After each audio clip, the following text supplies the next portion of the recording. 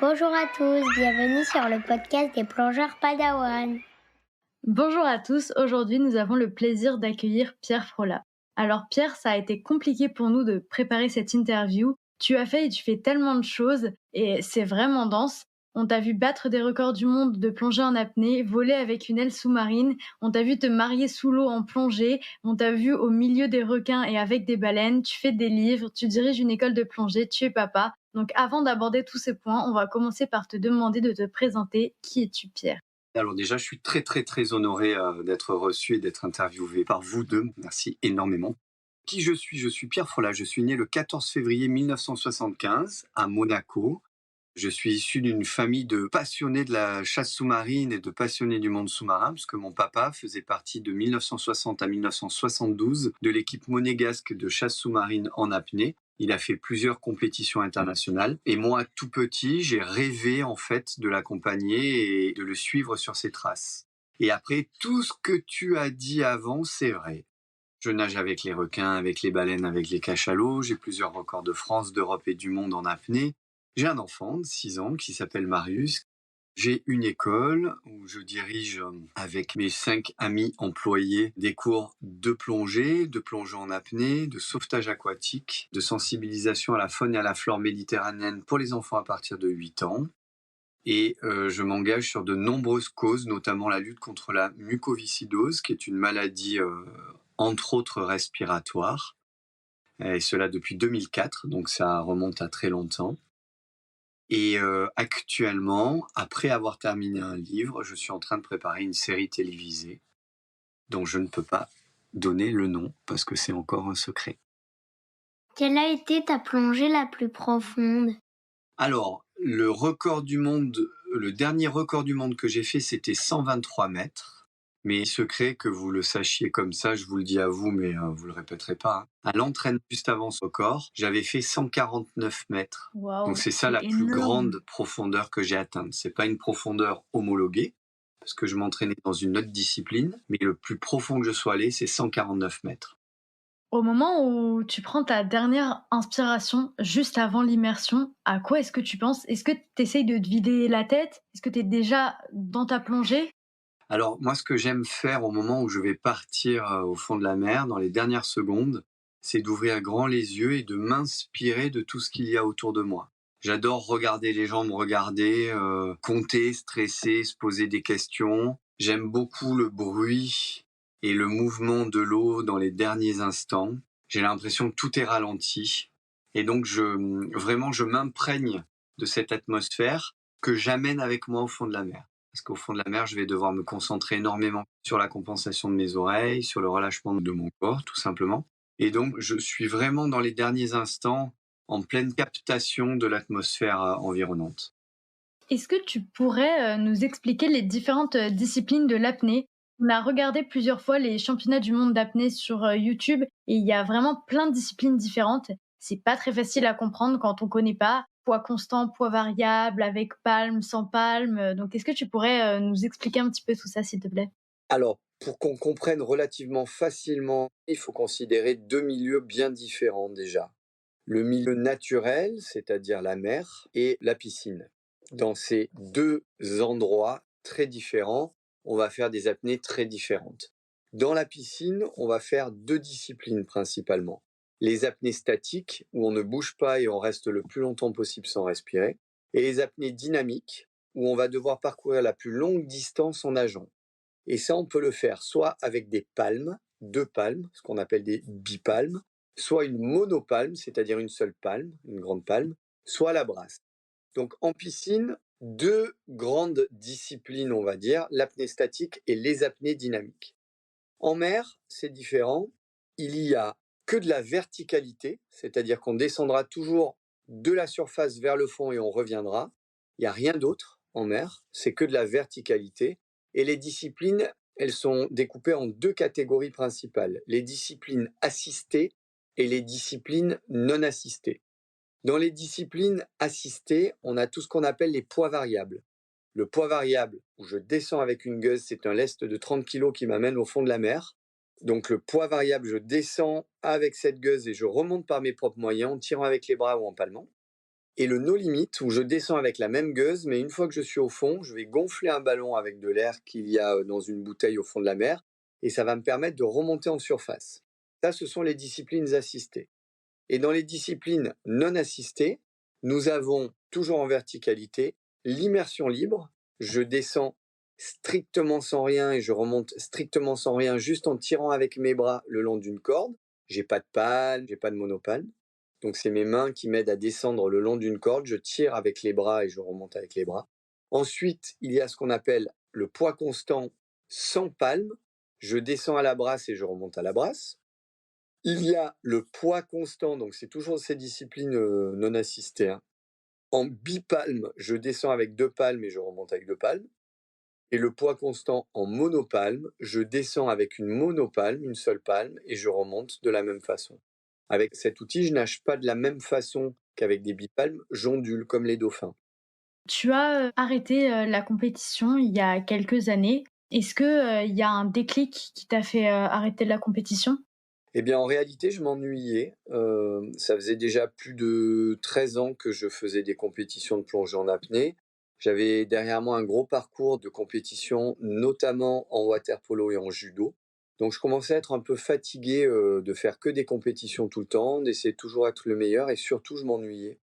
Je m'ennuyais parce que j'avais réussi tous mes objectifs. Je voulais être champion du monde, je le suis devenu à 4 reprises. J'avais peur de rester enfermé dans cette dimension où je ne cherchais qu'à devenir le meilleur. Et je trouvais que c'était très réducteur, la plongée en apnée. Je trouvais que c'était très réducteur de descendre le long d'un filin et de remonter. Je trouvais que c'était pas très romantique. Et ça m'éloignait énormément de pourquoi j'avais voulu faire ce métier. En réalité, j'ai pas fait ce métier pour être champion. J'ai fait ce métier pour vivre au quotidien avec la nature profonde et surtout aller à la rencontre des grands animaux. Et au plus je m'entraînais, au plus je m'éloignais des grands animaux. Alors j'ai décidé d'arrêter et de me consacrer principalement à l'enseignement pour les enfants à partir de 8 ans dans mes écoles et à l'aventure avec les grands animaux. Donc tu jamais eu envie de reprendre la compétition? On pense par exemple à Guillaume Néry qui a arrêté après un grave accident lors d'une compétition, mais qui depuis quelques mois participe de nouveau à des championnats. Alors oui, non, Guillaume, attention, il participe pas vraiment à des championnats, il ne fait que des compétitions non officielles pour s'amuser, et notamment que des compétitions françaises, et c'est celles qui sont organisées par son club. Mais sinon, il a vraiment arrêté la compétition, il a plus de classement, il a plus de licence de compétition officielle. Eh bien moi, quand j'ai décidé en 2007 d'arrêter la compétition, j'ai fait un premier stop qui a duré 1 an, et puis j'ai repris la compétition 1 an encore derrière, parce que je m'ennuyais. En fait, non, je m'ennuyais pas, ça me manquait. Et dès que j'ai recommencé la compétition, je me suis rendu compte que je voulais plus du tout en faire. Vraiment. Il a vraiment fallu, tu sais, que j'y retourne une fois pour me dire, non, vraiment, c'était la bonne décision, il fallait arrêter. Je pense que il faut prendre le temps de mûrir ses décisions, mais quand on les a prises, il faut s'y tenir. Tu nous as dit qu'à la base, tu voulais faire de l'apnée pour être au contact des grands animaux, etc. Mais donc, comment t'en es venu à faire de l'apnée? Est-ce que c'est grâce, entre guillemets, à ton papa? Un peu, oui. En réalité, je suis né à Monaco, donc on est très proche de la mer. Au quotidien, on peut la fréquenter, on peut y plonger, on peut évoluer au fond de la mer. Et j'ai toujours été attiré par l'océan. Et oui, j'avais envie d'être un peu sur les traces de mon père, mais surtout parce que toutes les histoires qu'il me racontait, toutes les histoires qu'on me racontait de ses aventures, elles me semblaient irréelles et elles me semblaient magnifiques. Et j'avais vraiment envie d'avoir cette vie d'aventure moi aussi. Et donc j'ai commencé par pratiquer de plus en plus la chasse sous-marine et les plongées en apnée, mais pas pour être compétiteur au début, pas pour être champion. Il y a qu'à partir du moment où j'ai compris que je pouvais devenir champion, parce que j'étais très fort, et surtout j'étais très assidu dans le travail, parce que le secret il est là, c'est le travail. C'est à ce moment-là vraiment que j'ai décidé de m'investir uniquement dans cet univers et d'aller au bout de moi pour pouvoir réussir à atteindre les objectifs que je m'étais fixés. Est-ce que tu as déjà fait une syncope? Oui, j'en ai fait de très nombreuses d'ailleurs. J'en ai fait de très nombreuses parce que je cherchais énormément à savoir quelles étaient mes limites. Et ce qu'il y a, c'est que normalement, en plongeant en apnée, tu descends, tu remontes. Mais moi, à l'époque où je faisais des syncopes, c'est parce que J'étais pas encore vraiment très, très ciblé sur la compétition à proprement parler. C'était toujours un beau voyage d'aventure pour moi. Et souvent, quand j'arrivais en bas, je restais 10, 15 secondes à contempler, en me disant peut-être que si je reste, il y a un dauphin qui va venir, une baleine, un requin, un monstre des profondeurs, je vais peut-être voir un truc exceptionnel. Donc j'attendais, je rêvassais un peu au fond, et c'est vrai que quand je remontais, j'avais utilisé un peu trop de temps au fond de la mer, et je faisais des syncopes. Et puis après, au fur et à mesure que je me suis aguerri dans la compétition, là, je ne suis allé qu'à l'essentiel. C'est d'ailleurs pour ça que je trouvais que c'était pas très romantique la plongée en compétition, parce que il y avait plus rien qui faisait rêver. C'était comme un robot. Tu descends, tu remontes, t'as gagné. Ouais. Tu descends, tu remontes, t'as gagné. Ouais. C'était très réducteur. C'est magnifique. Les gens pensent au titre champion du monde, ils pensent au podium, ils pensent à la performance. Mais la vie, elle est beaucoup plus belle que ça en réalité. Bien plus belle que la performance en elle-même. Tu peux nous dire un mot sur ton mariage sous-marin? On a adoré regarder la vidéo. La robe de la mariée et ton costume étaient magnifiques. Eh ben, je dirais que c'était une de mes plus belles plongées. C'était magnifique. On s'est entraîné, parce que ma femme ne plongeait pas à l'époque, pour qu'elle puisse devenir plongeur. Elle a passé ses niveaux de plongée. Et moi, j'ai organisé tout le terrain autour, tout le décor avec mon équipe. C'était génial. Et le jour du mariage, il y avait presque 70 personnes sous la mer. Et c'était un moment magnifique. Il y avait le prince comme témoin. Il y avait mon frère, ma belle-sœur, mes parents. Alors mes parents, ils n'étaient pas sous l'eau. Et c'était un vrai mariage sous-marin. C'était vraiment fabuleux. Et une très, très, très, très belle aventure et un magnifique souvenir. Toujours au rayon des vidéos qu'on a pu voir de toi, la vidéo dans laquelle tu voles sous l'eau avec, une combinaison de type wing comme portent les parachutistes de l'extrême. Qu'est-ce que tu peux nous en dire? Eh bien, en 2011, Aqualung, qui était à l'époque, et qui est toujours d'ailleurs, la marque de plongée numéro 1 au monde, m'a contacté. Alors moi, j'étais complètement fan de cette marque. J'étais déjà soutenu par une branche de la marque, Aquasphere. Et ils m'ont demandé de concevoir avec eux l'Ocean Wing, cette combinaison dont tu parles, qui est une combinaison que moi j'utilise pour approcher les grands animaux au fond de la mer. Donc nous l'avons conçue ensemble. Et ça a été la première aventure commune parce que depuis 2011, nous sommes en 2023. Donc ça veut dire que cela fait 12 ans maintenant que je suis ambassadeur de cette marque et que nous avançons ensemble sur le développement des produits, sur des idées, sur des concepts. Et cette Ocean Wing, elle vient d'un endroit qui n'existe plus, qui s'appelait le Dream Lab. C'était un laboratoire secret dans les tréfonds de Aqualung où on inventait des choses très particulières. C'était un peu la Batcave, tu vois, comme celle de Batman. Et c'était vraiment génial. Et cette Ocean Wing, je l'ai utilisée un peu dans tous les océans du monde, au milieu d'énormément d'animaux, et elle m'a fait vivre des aventures fabuleuses. Maintenant, est-ce que tu pourrais, nous présenter l'École bleue, donc l'académie monégasque de la mer, que tu as créée il y a plus de 20 ans et que tu continues d'animer à Monaco? C'est vrai, en 2001, j'ai décidé de créer une structure qui s'appelait à l'époque Askera Blue, ça c'est du monégasque et ça veut dire l'école bleue, que j'ai rebaptisé 2 ans plus tard l'Académie monégasque de la mer. Et donc l'idée principale de cette école, c'est d'accueillir les enfants à partir de 8 ans et d'utiliser la plongée, la randonnée palmée, la plongée libre, c'est-à-dire la plongée en apnée, le sauvetage aquatique, pour sensibiliser les enfants à l'importance de la préservation de l'être humain dans la mer et de la faune et de la flore méditerranéenne et sous-marine. Donc les activités sont ludiques et pédagogiques, mais ce sont des excuses parce que la mission principale est écologique.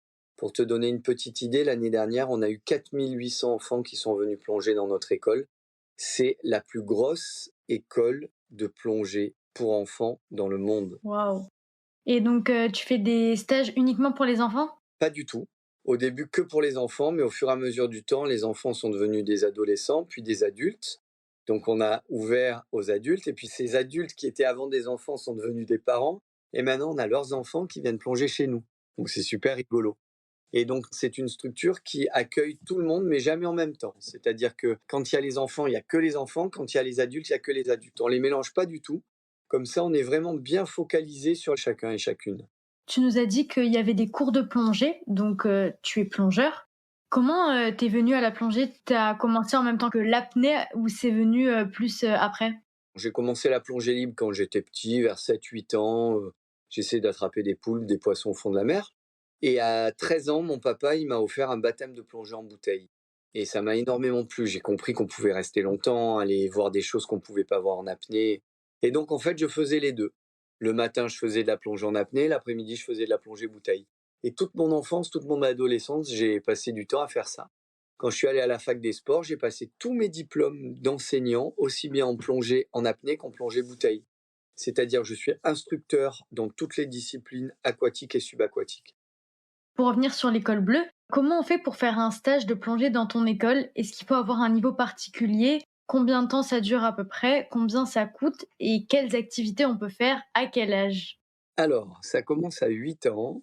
À partir du 1er mars de chaque année, les inscriptions sont ouvertes pour les stages. Il y a 50 places par stage. Les stages durent une semaine, du lundi au vendredi. Cela coûte 600 € par semaine. Il ne faut pas avoir de niveau, puisqu'on peut commencer à 8 ans et on est débutant, mais au fur et à mesure du temps, on passe des niveaux. Et quand on passe les niveaux, ça va nous permettre de pouvoir grandir et évoluer au travers des activités. On a vu une vidéo de toi avec des enfants plongeant avec des dauphins de Sataya en mer Rouge en Égypte. Est-ce que c'est quelque chose que tu proposes toujours ou est-ce que c'était pour cette émission en particulier? J'ai fait 8 expéditions comme celle-ci, de 2010 à 2015. C'était génial. Donc on a fait Sataya, on a fait Mafia Island, on a fait l'île de la Réunion, on a fait l'île Maurice, on a fait les Bahamas, enfin on en a fait plein. Ensuite j'ai arrêté et là je prépare un nouveau projet avec des enfants pour faire des choses un peu particulières et un peu similaires à celle-là. L'année dernière, au Salon de la plongée, tu as parlé d'une série animée sur laquelle tu as travaillé. Est-ce que c'est quelque chose que l'on peut déjà voir quelque part ou qui sortira prochainement? Pas du tout, c'est toujours un projet qui est plutôt en stand-by pour l'instant. Il faut attendre qu'on reprenne le projet. La boîte de production, ils travaillent, mais très doucement. Donc non, pour l'instant, ça reste à l'état de projet. Il y a quelques années, tu as sorti un livre intitulé Océan face à face avec des photos de Greg Lecoeur. Peux-tu nous raconter un peu la jeunesse de ce projet? Bah, c'est assez simple. J'étais déçu de ne pas réussir à faire ce dessin animé dont tu viens de parler, justement. Et j'avais fait beaucoup de repérages pour des tournages. Et donc j'ai proposé à Greg de faire un livre uniquement d'images pour mettre l'homme à sa place dans l'océan, c'est-à-dire tout petit face aux grands géants des océans, d'aller à leur rencontre et sans mots, sans explication, juste par l'image, toucher les gens par la beauté, en partant du principe que s'ils sont émus, ils aimeront, et s'ils aiment, ils protégeront. Et je me suis rendu compte que effectivement, tous les gens qui ont eu ce livre entre les mains l'ont adoré et ont envie de protéger la nature. On recommande d'ailleurs ce livre à nos auditeurs. Il est vraiment magnifique, les photos sont impressionnantes. Et on en profite pour lancer une invitation à Greg Lecoeur qu'on espère pouvoir accueillir un jour pour un épisode de notre podcast. Il viendra, c'est sûr. Quel niveau de plongée as-tu? Je suis instructeur de plongée bouteille, c'est-à-dire que dans le monde de la plongée, il y a ce qu'on appelle les E. Les E, ça veut dire enseignant. Donc il y a E1, E2, E3, E4. Il n'y a pas plus haut que E4 et moi je suis E4. Je suis E4 en plongée bouteille et je suis E4 en plongeant en apnée. Je suis E4, alors ça n'existe pas E4, mais je suis aussi E4 en sauvetage aquatique. Alors, tu es apnéiste, mais tu es aussi plongeur bouteille. Les 2 ont des avantages, des inconvénients, parce que l'apnée, ça a une durée limitée et la plongée, on va avoir, je pense, moins de proximité avec, les animaux. Donc qu'est-ce que, tu préfères? Il est vrai que beaucoup de gens disent qu'avec les bouteilles, on peut moins approcher les animaux. En fait, si on plonge d'une façon très douce avec des bouteilles, on pourra très facilement s'approcher des grands animaux aussi. C'est pas un souci. Il y a des animaux qui détestent les bulles, mais si on n'en fait pas trop, si on fait pas trop de bruit, ils nous acceptent. Et par contre, il y a des animaux qui adorent les bulles. Les raies mentales, par exemple, adorent jouer avec les bulles. Elles préfèrent un plongeur bouteille à un plongeur en apnée. Donc, j'ai pas de préférence. Disons que tout dépend l'endroit et l'animal que je vais aller rencontrer. Et bien, en fonction de cette rencontre et du lieu, je vais choisir d'y aller soit en bouteille, soit en recycleur, soit en apnée. Combien as-tu fait de plongées? Est-ce que tu continues à les compter? Non, non, je les compte plus depuis bien longtemps. C'est très, très compliqué de pouvoir compter ces plongées. C'est vraiment très compliqué. Donc non, à un moment, on les compte plus. Par contre, on compte celles des autres. Ça, c'est très intéressant. Au niveau des oreilles, ça te pose pas de problème? Parce que je sais que, par exemple, moi, quand je vais en fosse, il suffit que je fasse 10 montées et descentes en bouteille pour m'entraîner, pour faire des remontées assistées et j'ai mal aux oreilles, etc. Alors, j'ai la chance d'avoir des oreilles qui sont très bien faites, très solides, qui me font jamais mal. J'en prends énormément soin. Après chaque plongée, je les lave avec de l'eau douce et du savon. Je mets jamais rien dans mes oreilles. Je les couvre quand je suis en mer avec du vent. Mais j'ai la chance quand même d'avoir des oreilles relativement solides. J'ai des amis qui n'ont pas cette chance. Mais non, ça me pose pas de problème, les oreilles. Est-ce que tu as déjà eu une panne d'air? Non. Non, parce qu'une bonne préparation, c'est un bon travail. Donc, une panne d'air, ça voudrait dire que j'ai mal géré mon autonomie, j'ai mal planifié ma plongée, donc je suis pas un bon plongeur. Non, non, j'ai jamais eu de panne d'air. Tu nous as dit que tu as un fils. Alors, est-ce que, comme nous, tu plonges en famille? Alors oui, mais il a que 6 ans, donc il plonge pas encore. Mais je l'amène sur le bateau, il me regarde plonger, et il saute à l'eau quand je reviens en surface. C'est trop mignon. J'ai vu sur certaines vidéos que tu fais des superbes bulles en anneaux. Franchement, elles sont magnifiques. Alors, est-ce que tu as un conseil pour faire des belles bulles? Il faut prendre le temps de les faire et tu visualises ce que tu fais. Lorsque tu as trouvé ta façon de faire des bulles, parce qu'il n'y a pas de façon de faire des bulles, hein. En fait, il faut que tu regardes bulle après bulle et tu imprimes le geste que tu fais. Et au moment où ta bulle est parfaite, eh ben, tu refais derrière, vite, vite, vite, pour automatiser ce geste et te l'accaparer. Donc oui, oui, je fais beaucoup de bulles. Est-ce que tu as déjà vu un requin marteau en plongée ou en apnée? Oui, je pense avoir vu presque tous les requins qu'on pouvait voir, entre 0 et 70 mètres, et notamment des requins marteaux. J'ai vu des grands, les Sphyrnara moncarane, j'en ai vu des plus petits, des halicornes. J'ai vu, je pense, la plupart de tous les requins marteaux que l'on peut croiser dans toutes les mers du globe. Je pense que j'ai eu la chance de pouvoir les voir. Quel est ton animal sous-marin préféré? Eh bien, je dirais, celui que je trouve le plus joli et le plus curieux, c'est le jeune poisson vache. Je l'adore, avec sa trompe comme ça et ses cornes. Vaqueta, j'adore ce poisson. La vache, elle a pas fait mieux quand tu l'as vue? Non, elle fait pas meu. Je trouve remarquables les hippocampes. Je les trouve d'une grâce, d'une complexité et d'une sociabilité sans commune mesure. Donc j'adore voir des hippocampes. Et j'ai beaucoup de respect pour deux grands mammifères, on va dire. Le premier, c'est le léopard des mers, qui est un animal au sommet de sa chaîne alimentaire et qui est magnifique et gracieux. Et puis bien entendu le cachalot, qui pour moi est l'animal océanique emblématique par excellence. Il est vraiment le symbole de la puissance, de l'intelligence, de la sociabilité, de la grâce. Il est vraiment l'ambassadeur des océans, le cachalot. Qu'est-ce qui fait le plus peur entre plonger avec un requin et plonger avec un crocodile? Ni l'un ni l'autre. Ce qui fait le plus peur dans la vie, c'est qu'un jour, on plonge dans un océan où il n'y ait plus ni requin ni crocodile. C'est ça qui fait vraiment peur. Est-ce que ça t'arrive parfois d'avoir des appréhensions quand tu vas faire une apnée? Non, Jamais? jamais. Waouh!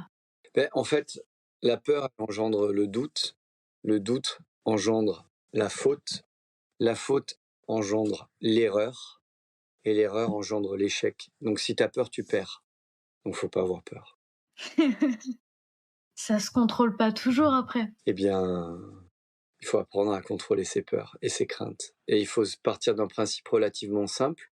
Dans la vie, on n'a peur que d'une seule chose, c'est de l'inconnu. Ouais. Quand on connaît les choses, quand on les maîtrise, elles ne sont plus effrayantes. C'est vrai. Donc le jeu dans la vie, c'est de réussir à tout savoir, tout connaître, tout rencontrer, pour ne plus jamais avoir peur. On a vu à la télé que tu avais battu le record et tu étais allé à 123 mètres. Et vers 115 mètres, tu avais dit que tu t'étais cassé le tympan. Oui. Est-ce que ça t'a fait mal? Alors oui, ça m'a fait mal. Je me suis percé le tympan à la descente. La gueuse allait un peu trop vite. Ça m'a fait mal sur le moment, mais Alors déjà, d'une part, j'étais très concentré. Ensuite, j'étais très profond. En grande profondeur, tu ressens moins la douleur parce qu'il y a plein d'éléments chimiques qui font que tu te rends pas très très compte en fait de la douleur. La douleur est presque qu'une information. Et donc voilà, c'est arrivé. Il a fallu que je me concentre énormément pour réussir à remonter sans que l'eau entre dans mon oreille moyenne. Ça, c'était l'enjeu du moment. Ça m'a reconcentré, on va dire. C'est-à-dire que j'étais plus focalisé sur la performance, mais j'étais focalisé sur le fait de ne pas faire rentrer d'eau dans l'oreille. Et c'est une très belle expérience en réalité. Alors, je n'encourage personne à percer son tympan. Mais pour moi, ça a été une très très belle expérience parce que ça m'a permis de prendre conscience que en état d'extrême urgence, on est capable, avec beaucoup de sang-froid, de se sortir de plein d'embarras. Et c'était vraiment très très intéressant. J'ai grandi ce jour-là. Est-ce que tu plonges différemment depuis que tu es papa? Je fais beaucoup plus attention. J'ai jamais été un casse-cou en plongeant en apnée. J'ai toujours fait énormément attention. Mais il est vrai que depuis que je suis papa, je fais encore plus attention. Parce que la plongée, c'est dangereux et il faut que je rentre tous les soirs à la maison. C'est marrant parce que tu nous dis que t'as pas peur, mais tu nous dis quand même que c'est quelque chose de dangereux. Ah oui, mais il n'y a aucun rapport entre la peur et la situation. Ce sont deux choses complètement différentes. La peur, c'est quelque chose que tu crées en toi, ou que tu vis, ou que tu subis, mais elle n'a rien à voir avec le milieu dans lequel tu évolues. Regarde, au début, j'avais peur de nager avec des requins. Et à force de nager avec des requins, j'ai continué à le faire et j'en ai jamais plus eu peur. Mais les requins sont toujours là. Rien n'a changé. Oui. Le danger est toujours là. Sauf que ma façon de voir les choses a changé. Donc il y a une grosse différence entre le danger et la peur. Ouais, c'est vrai. Et d'ailleurs, on a plus peur quand on a un état de conscience très alerte ou très développé que lorsque l'on n'en a pas. Quand on est un petit enfant, par exemple, eh bien, on a peur de très peu de choses parce qu'on n'a aucune connaissance de rien. Et quand on évolue, on a de plus en plus peur. Et les gens, plus ils deviennent âgés, plus ils ont peur, en réalité. Tu comprends ? Ouais. Donc c'est un élément très intéressant à apprendre à maîtriser la peur. L'apnée, au début, c'était quelque chose qui me faisait peur, en fait. Je connaissais pas trop, j'ai commencé par la plongée et ouais, l'apnée, c'était quelque chose qui me faisait peur. J'avais peur de pas avoir, assez d'air pour remonter. Enfin, en fait, c'était peut-être un peu irrationnel, finalement, une peur irrationnelle. Mais c'est vrai que quand on commence à plus connaître, bah, en fait, on se sent plus à l'aise avec, la chose et ouais, maintenant, j'y prends plus de plaisir. J'ai plus vraiment peur par rapport à avant, quoi. Ouais, c'est pas étonnant. Est-ce que tu as une plongée favorite ou une plongée qui t'aurait particulièrement marqué? Oui, une plongée à Cuba avec Mara, mon épouse. Je venais de la demander en mariage et on est allé faire une plongée dans les jardins de la Reine. Et j'avais l'impression de plonger dans le jardin d'Alice au Pays des Merveilles. C'était magnifique. Il y avait comme un brouillard au fond de la mer. J'avais jamais vu ça. Je trouve que la mer des Caraïbes est une des plus belles mers au monde. Elle regorge de couleurs différentes, de courants différents. Et les rencontres y sont hallucinantes. Et je me rappelle très très bien de cette plongée. Je l'avais adorée. Est-ce qu'il y a une question qu'on t'a jamais posée et que tu aimerais qu'on te pose? Je ne sais pas. Pour être très honnête, j'ai fait tellement d'interviews, je ne sais pas s'il y a des questions qu'on m'a pas posées. Et je trouve que la plupart du temps, les gens posent de très bonnes questions, dont vous notamment. Et elles sont toutes très intéressantes, très intelligentes et très perspicaces. Donc non, moi j'aime bien répondre aux questions quand les gens se questionnent justement. Quel est le sens de la vie? Le sens de la vie, c'est de vivre en adéquation profonde et permanente avec ses désirs. Et je pense que une vie accomplie, elle l'est parce que justement, on prend le chemin qui nous rend heureux. Quand on est petit, on veut toujours s'amuser, on veut être heureux, on n'a pas conscience qu'on est heureux. Et quand on grandit, on arrive dans un monde qui est rempli d'obligations, rempli de problématiques, rempli de problèmes à résoudre. Mais en réalité, c'est parce que peut-être on regarde pas très bien les choses, on les regarde du mauvais œil. Si on donne aux choses la valeur qu'elles ont en réalité, sans extrapoler, Les choses sont beaucoup plus simples. Et depuis tout petit, j'ai toujours su que je ne voulais pas, au-delà de savoir ce que je voulais. Ça m'a permis de prendre les bons chemins. Personnellement, le sens de la vie pour moi, il est accompli. Mon sens de la vie, puisque je vis ma passion au quotidien, et en plus j'en vis. Donc c'est un grand bonheur. Quand est-ce qu'on plonge ensemble? Ça dépend de vous, il faut que vous descendiez à Monaco, venir dans mon école, et j'aurai un grand plaisir à vous faire découvrir mes fonds sous-marins. Avec plaisir. C'est quand vous voulez. Pas maintenant, il fait trop froid. Par contre, en juin, j'ai un stage à faire, donc Organisons-nous pour que ce stage se fasse chez moi. avec plaisir. Est-ce que tu seras là au salon de la plongée 2024? Bien sûr, j'y suis chaque année depuis toujours et j'y serai encore cette année. Est-ce que tu aurais un conseil à donner pour l'apnée en général, pour commencer l'apnée pour les gens qui débutent? Ne jamais débuter seul et ne jamais pratiquer seul. La plongée en apnée, elle se pratique toujours, au minimum à 2. Et il y en a toujours un qui est en surface et qui surveille l'autre. Ça, c'est le plus important. On ne perd jamais son binôme de vue, aussi bien en surface qu'au fond de la mer. On se signale toujours en surface. Ça, c'est très, très important. On doit très, très bien s'hydrater, même s'hydrater énormément. On doit récupérer suffisamment entre 2 apnées. On ne doit jamais trop se lester, c'est-à-dire qu'on ne doit jamais mettre des ceintures de plomb trop lourdes. Et on ne doit plonger que si on en a envie. Il ne faut jamais se sentir obligé. Une bonne préparation, c'est un bon travail. Il faut prendre le temps de faire les choses. Il faut être patient. Il faut être humble. Et il faut être amoureux de la discipline pour pouvoir la pratiquer avec sécurité et bonheur et plaisir.